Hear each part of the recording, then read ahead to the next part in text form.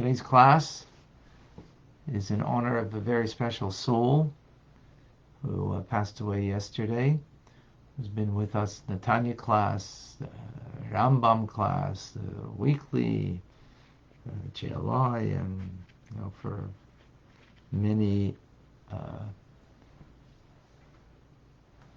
for much of the learning. Very pure, sweet soul who was taken away from us much too early, for our liking at least. Michael Amowitz, or Mordechai ben Yakov David,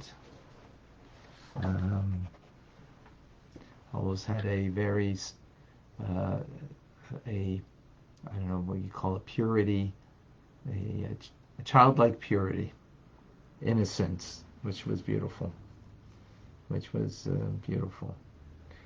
And so painfully share with you that his passing yesterday. May his neshama go from strength to strength, have an aliyah, and may the learning that we do today be in not just in his honor, but truly give his neshama the aliyah that it needs, the ascent that it needs to be tachas kanfei hashchina, under the wings of Hashem, and go straight to Gan Eden. And we'll miss him. We'll definitely miss him.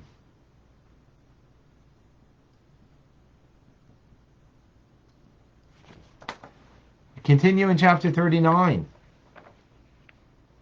In one word, lishma. Lishma means to do it for its own sake. Its own sake means the mitzvah is God's thing.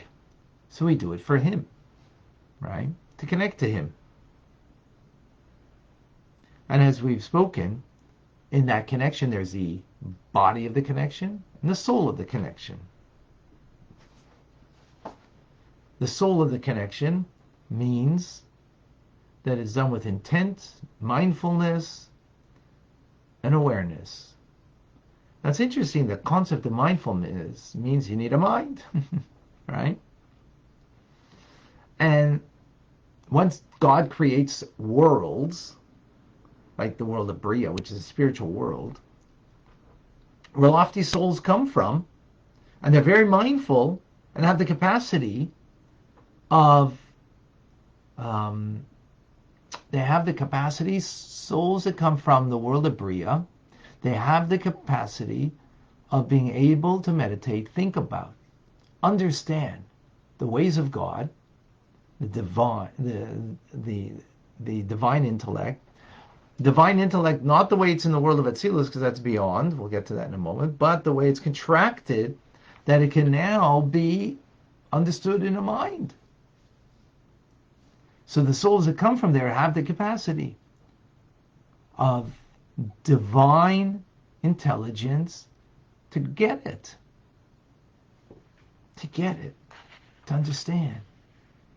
And not just understand, but then that feeds the heart, that therefore you have a feeling, and you have a feeling towards the divine understanding that you have, and it gives you the experience of it.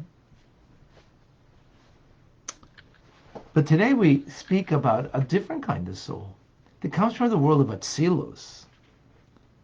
And the Alter Rebbe says that souls, that their abode is in Atzilus, which is, we explained yesterday, not a world of creation, but a world of emanation. I give it, and whether rightly or wrongly to understand, is like the aura of the person. There's the person, what they do, and then the aura of the person.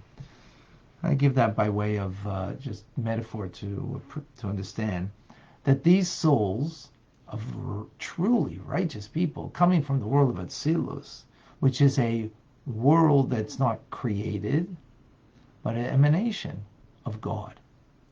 An emanation of God. So their souls are connected to God, not by way of understanding. So in the human condition, which humanness or begins with worlds, created worlds, where there begins a sense of separation from our source. That's the world of Bria, the world of creation, and therefore there you could be your understanding of the divine. I mean, that's a very lofty soul, by the way. And righteous souls even coming from there. Having divine understanding that feeds the heart that they have a love and awe of God. But here we're talking about a far superior, it becomes far greater than the human condition. Again, the human condition is the mind, feeds the heart, gives birth to feelings of the heart. So when you understand the greatness of God, your relationship to God, that feeds the heart, that gives you a love and awe of God. But that is a very limited one, because it's based on as much as you understand that. Now we're talking about a divine understanding, that God allows a soul that has an abode in the world of Bria, that comes from there, that it can have that understanding, which is pretty awesome, right? And then take that understanding and feed the heart. But now we're talking about souls that are transcend that. So their connection is not based on the human condition of understanding, feeding the heart, and then bringing, to action, but is far above that. Far above understanding, far above intelligence. What is that? Well, it's called Merkava in Hebrew, which means chariot. Meaning that these souls are a chariot to the Ein Sof. They nullified of their very existence before God and incorporating themselves and everything that they possess in the light of God. In other words, they're merely a reflection of the divine, nothing else. That's what they are. And that's how they observe Torah and mitzvahs, as a reflection of that. As our sages say about the patriarchs, that they themselves were a divine chariot, meaning they were constantly nullified to the divine, that they were a mere reflection of the divine, nothing more and nothing else, and nothing less. Ooh. That's pretty awesome kind of statement.